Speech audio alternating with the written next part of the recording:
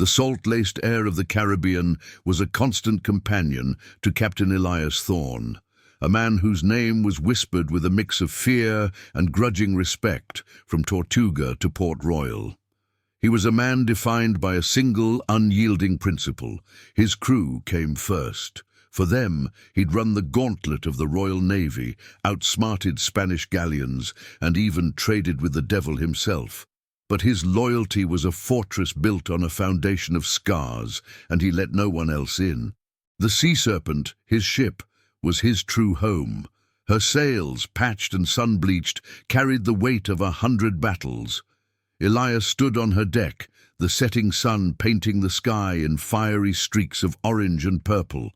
The rhythmic slap of waves against the hull was a familiar song, but it was drowned out by the coughs echoing from the infirmary below.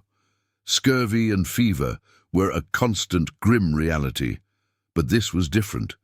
A creeping plague had taken hold, a sickness that started with a dry cough and ended with a burning fever that stole a man's breath.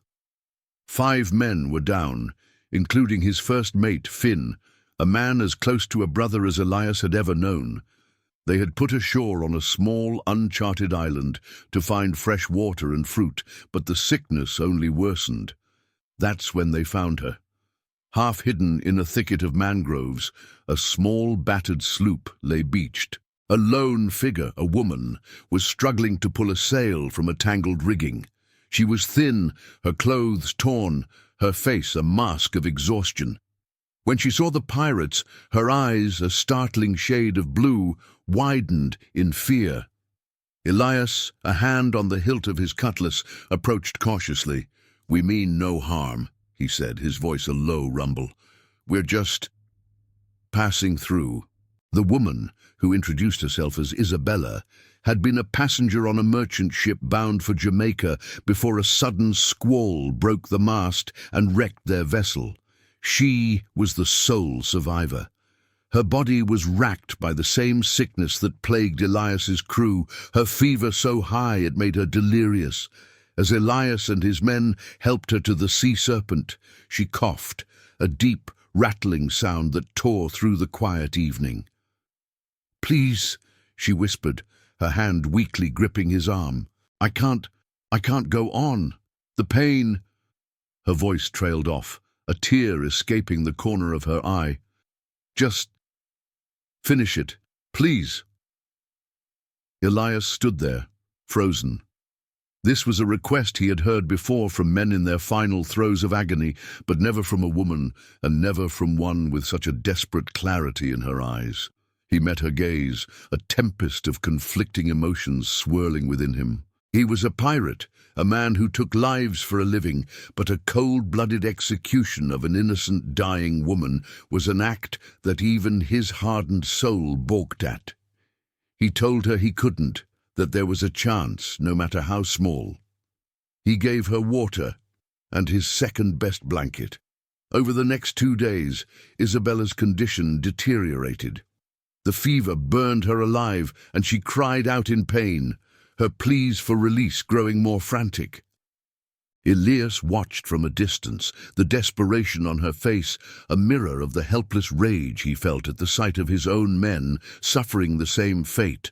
Finn's breathing was shallow now, his skin clammy. Elias's stoic resolve began to crack. He had to act. He had to find a doctor. He knew of a small, heavily fortified Spanish port town on the mainland, known for its skilled physician, a man named Dr. Alistair Finch. Getting in would be impossible.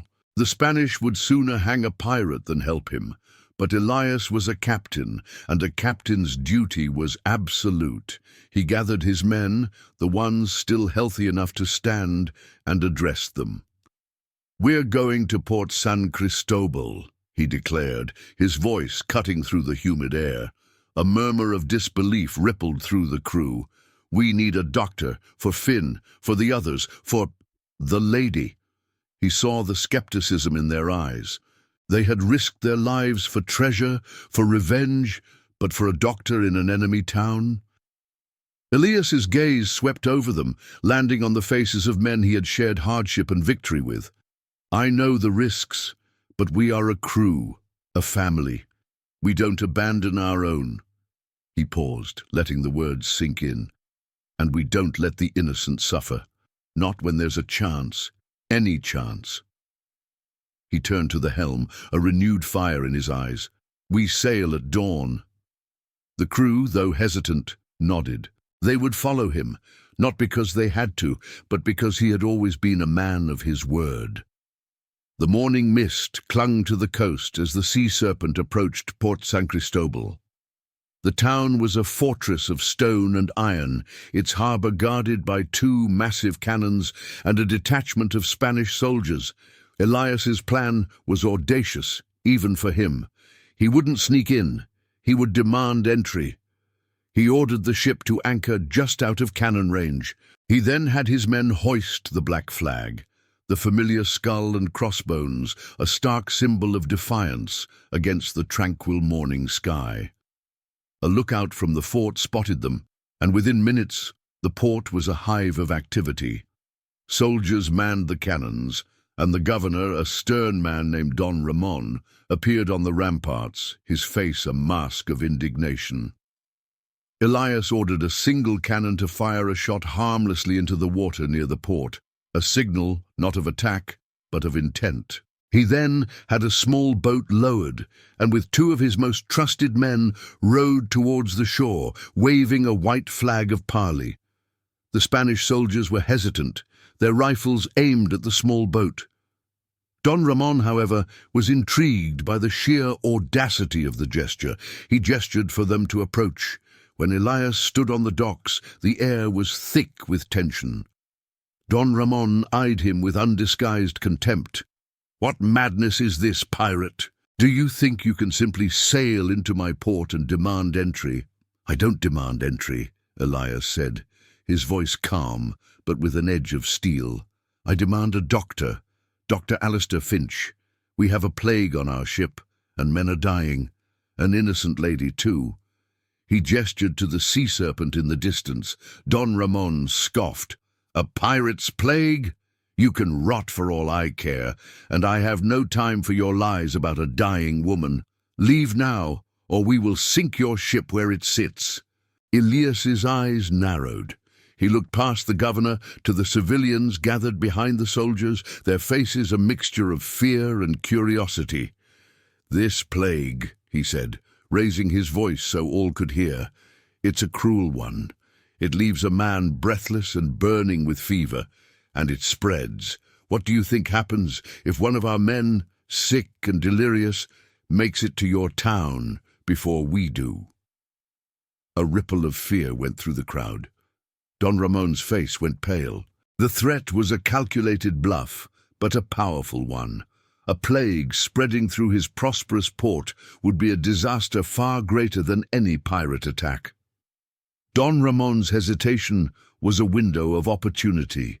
Elias pressed on. "I have no desire for conflict. I have no desire for your gold. I only need a doctor and the medicine he carries. Help us, and we will leave. Refuse, and you face the consequences of your indifference." He looked at the faces of the soldiers and the civilians, the fear turning to doubt and a hint of empathy. They knew the risks of disease all too well. Don Ramon, faced with a public that was now watching and listening intently, knew he was in an impossible position. He couldn't be seen as a man who would let an entire town be risked for a matter of pride. He cursed under his breath, then gave a curt nod. "Fine, Finch will go, but only him, and only for as long as it takes. And if a single one of your men steps foot on this land, my cannons will turn your ship to kindling." Elias simply nodded. He knew the risk was immense, but it was a chance he had to take. Dr. Finch, an old, weary man, was rowed out to the sea serpent, a single black bag clutched in his hands. He looked at the pirates with a mix of disdain and resignation. On board the ship, Finch was led to the infirmary, where he saw the full horror of the disease, the coughing, the sweating, the delirium. He examined Finn, then moved to Isabella. Her skin was a fiery red, her breath coming in ragged gasps. Finch's demeanor changed from contempt to professional concern. He began to work, his movements efficient and precise, mixing herbs and poultices. He had a look of grim determination, a true doctor focused on his task, regardless of who his patients were. For 3 agonizing days, Dr. Finch worked tirelessly. Elias watched, a silent sentinel, as the doctor moved from one cot to the next, his brow furrowed in concentration. The doctor, in turn, watched the captain. He saw not a bloodthirsty pirate, but a man consumed by a silent desperation, a captain who cared for his crew more than his own life. Isabella was the first to show improvement. Her fever broke, and she began to breathe more easily. A fragile peace settled on the ship. Finn, however, remained on the brink. Elias sat by his side, his hand on his friend's shoulder, a raw vulnerability in his eyes that Finch had never expected to see. On the 3rd day, as the sun began to dip below the horizon, Isabella opened her eyes. Her vision was blurry at first, but it cleared, and she saw Elias sitting by Finn's cot. She had a moment of confusion, a flash of fear, but it was quickly replaced by a profound understanding. She saw the worry on his face, the lines of exhaustion, and she realized the great risk he had taken for her, for his men. You came back," she whispered, her voice hoarse. "You didn't kill me." Elias turned, his expression softening.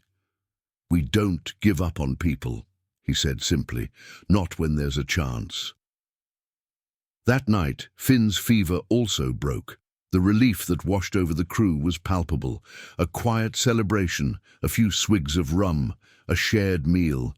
Elias and Dr. Finch stood on the deck, the moon a silver coin on the water. "You're not what I expected," Finch admitted, his voice low. "I thought you were a monster." Elias gave a half-smile, a rare thing.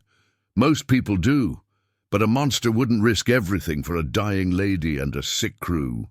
He looked out at the lights of San Cristobal. "A man is more than the name he's given." Finch nodded, a new respect in his eyes. He handed Elias a small pouch of medicinal herbs. "This will help. Keep them clean, and they will heal." The next morning, the crew, stronger and more optimistic, rowed Dr. Finch back to the docks. Elias stood on deck watching the small boat and saw Don Ramon waiting, his face a mix of relief and grudging acknowledgement. The doctor waved as he stepped ashore, a gesture of shared humanity across the divide of flags and titles.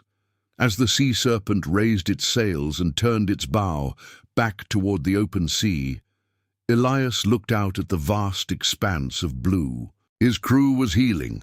Isabella, fragile but alive, sat on deck, the wind in her hair. He felt a different kind of victory.